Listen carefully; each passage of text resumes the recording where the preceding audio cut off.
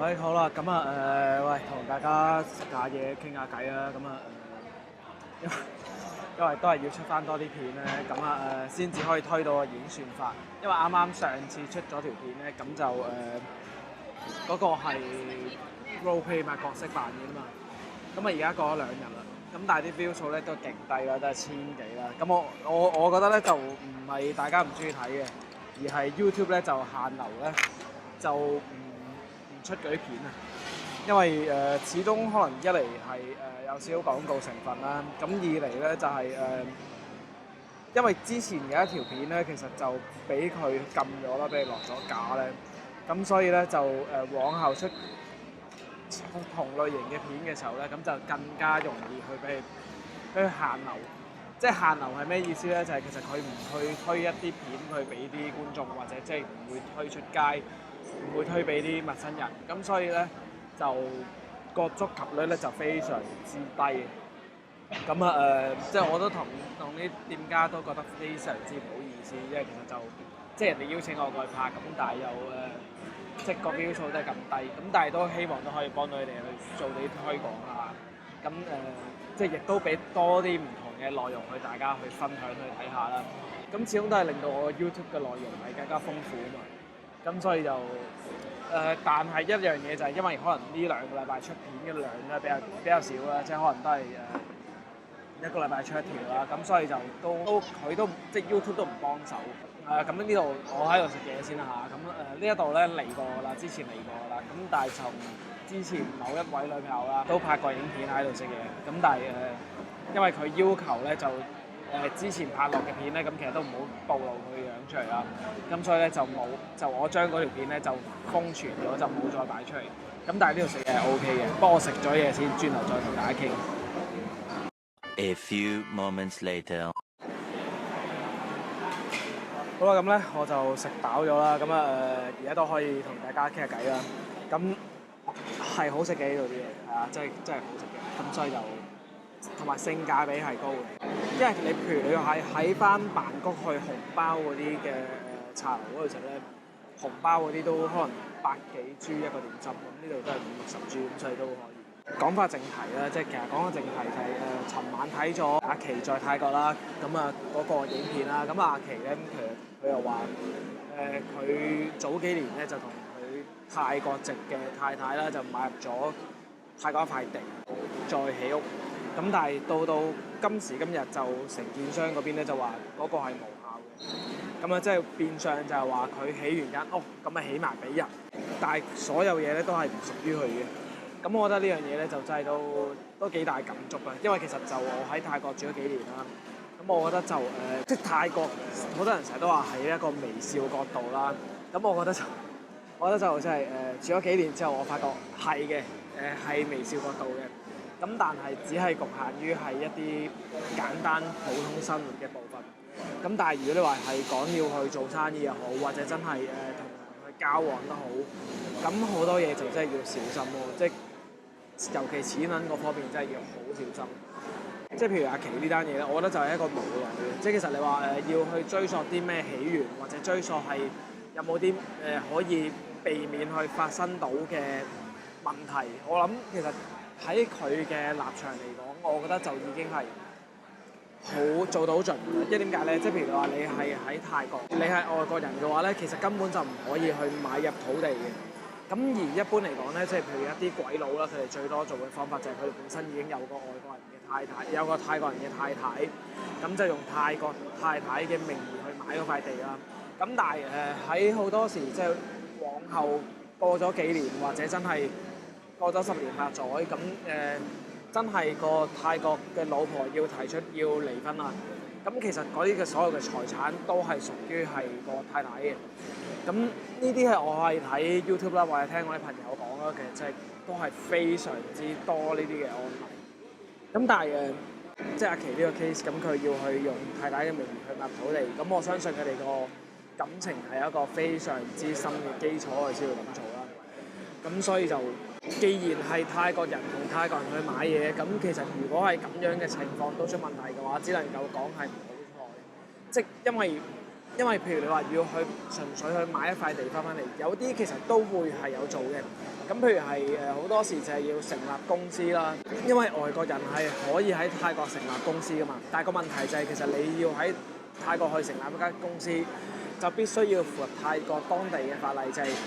泰國人必須要佔股權係51% 或者以上，而你只可以最多就只能夠擁有呢一個49%。有啲人就會利用呢一樣嘢，就用公司嘅名義去購入土地啦，購入別墅啦，咁或者甚至乎係做生意啦。如果做生意嚟計，其實就係有陣時可能係會掛人頭啦。咩叫掛人頭？就係其實可能本身嗰51% 係一個股東，咁但係佢哋通常可能會分2個或者3個嘅泰國人嘅股東，而佢哋係唔認識嘅。有陣時就嗰啲嘅律師樓會幫呢一啲嘅申請人去代辦，或者有啲人係會做呢啲嘢。咁但係往往就係當你成立咗個公司之後，泰國人嘅股東佢哋有股權，但係佢哋第一係唔識，咁第二佢哋只係出名嘅啫。咁所以就好多人就會係用呢種方法去成立公司去做生意。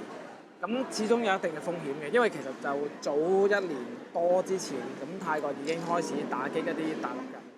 喺泰國做嘅灰產啦。基本上即係簡單講句，都係做一啲唔係好合法嘅嘢啦。所以就無論你係做生意又好，或者真係你可能純粹想買入呢啲資產都好，其實都有一定嘅風險。其實應該咁講，就係你唔知道邊一日會去俾人去抽秤出嚟去打擊咗。咁因為掛人頭就已經係一件係假嘅事啦，即係你本身你唔識嗰啲嘅股東，跟住然之後你係夾硬拉咗啲人頭去翻嚟去擁有嗰個物件或者擁有嗰個嘅土地，呢啲都係非常之危險嘅。即係甚至乎可能你話你見到有啲 YouTuber 佢哋去喺嗰個嘅泰國嘅物業上面去推銷一啲嘅別墅。呢個都係非常之要小心，因為你唔知道邊一日會俾人抽秤嘅時候，你就會係乜嘢都冇，即係甚至乎你負上去法律責任啦。咁所以就呢啲就真係非常之危險。咁但係講翻阿琪嗰單嘢，咁阿琪嗰單嘢就實屬不幸啦，即係我覺得就即係因為你係泰國人太太去購入咗，咁但係即係都係中招。即係我諗呢個就唔牽涉喺一個灰色地帶嘅層面，而係真係純粹係俾人呃。咁所以我覺得就冇得講嘅，即係其實我自己生活咗喺泰國幾年，我覺得真係有好多嘢係必須要非常之小心，即係尤其東南亞。之所以其實點解我咁耐都唔去開始一啲嘅生意，就係咁樣。即係我自己心目中有好多嘢係想做，咁但係真係冇一個人可以去同你去實踐你自己嘅理念啦，咁呢個係已經係非常之難，即係非常之難。即係首先我唔講生意先啦，咁我覺得就好多人喺度買 condo， 其實 condo 就冇問題嘅，成棟有51% 係只要係泰國人擁有嘅，咁其實 OK。咁所以剩低個49% 咧係外國人買咧，有陣時咧就真係個價錢咧就比本地人買係高咗嘅。咁但係冇辦法啦，即係香港人中意去置業啊嘛，咁所以就都依然有好多 YouTuber 咁，其實佢哋會去賣廣告啦，咁或者即係依然都有好多外國人喺度買物業啦。咁我覺得就冇相干嘅，咁亦都即係最主要就係你唔好覺得自己買啲嘢係貴咗咯，即係因為其實你泰國做咩都好啦，即係你去食餐飯又好，搭的士又好，整篤篤都好啦，你永遠都係比泰國係比貴咗。咁所以即係你唔可以有一個方法，有一個視野去睇就係我話點解我咁貴啊？咁冇喎，呢啲真係你喺度，你外國人身份就一定係貴啲嘅。即係如果你話喺度，你話係咪可以用買地去用，或者即係租地去用咧？其實租地都 OK 嘅。咁因為譬如你話你買地，即係始終你牽涉好多法律責任，或者其實你到最後嘅擁有權，咁其實都可能會成為一個問題啦。咁但係你話租嘅話，其實唔係唔得嘅，即係你可以短租又得。咁你話租1年啊、2年啊、3年啊，咁嗰啲其實都冇問題。甚至乎有一啲叫 long leasing 嘅 long leasing 嗰啲咧，咁其實就你可以擁有個土地咧，最長咧就30年嘅租約嘅。咁基本上就係簽咗長契俾你㗎啦。咁有啲就會一次過俾一筆錢啦，咁有啲可能可以逐年去俾啦。咁呢啲其實都可以同翻個地主去傾嘅。而實際上其實就算你 long leasing 其實都唔貴啊！如果你話大家有睇過之前嘅影片啦，講年幾之前啦，咁其實我都有出去睇過啲地。咁嗰啲地其實真係唔貴嘅，即係你話可能一萬泰銖都可以有一內地，真係可以好大。咁個問題就個地段嘅啫嘛。咁所以其實你話我要有塊地，我要玩啲咩，其實都冇問題。我而家都睇緊啲地嘅，即係我就算去芭提雅都有一啲好平嘅地。咁你都可以用一個短租或者用一個長租嘅形式。個問題就係其實你話你喺上面起咗啲嘢，如果有一啲係 fix 咗係固定嘅，你就拎得走嘅時候，咁到期時嗰樣嘢咪屬於咗個地主咯。咁但係即係我個 tips 就係、其實如果你話有塊地，咁你可能你會起一啲嘢係 removable 嘅，咁你話你要搬去第二度嘅，其實都可以，或者個成本唔好太高，咁你就可以減低咗你自己損失嘅風險。咁所以就我覺得要有塊地去玩嘢，其實係 OK 嘅，即係你話你要去起一啲場地，或者你要去做一啲自己想要做嘅唔同嘅業務，咁甚至乎係住嘅，其實都可以。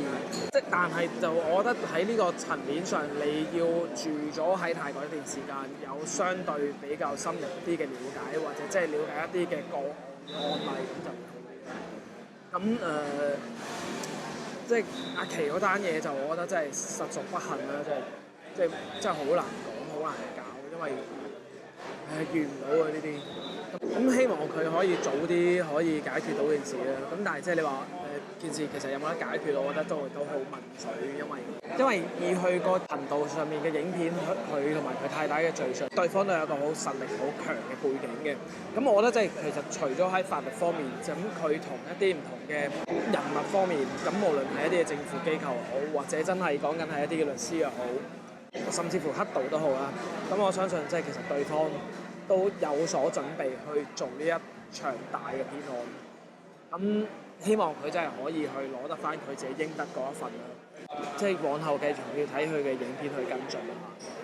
咁我亦都可能會多啲出片去講翻多啲唔同生活上嘅嘢。咁因為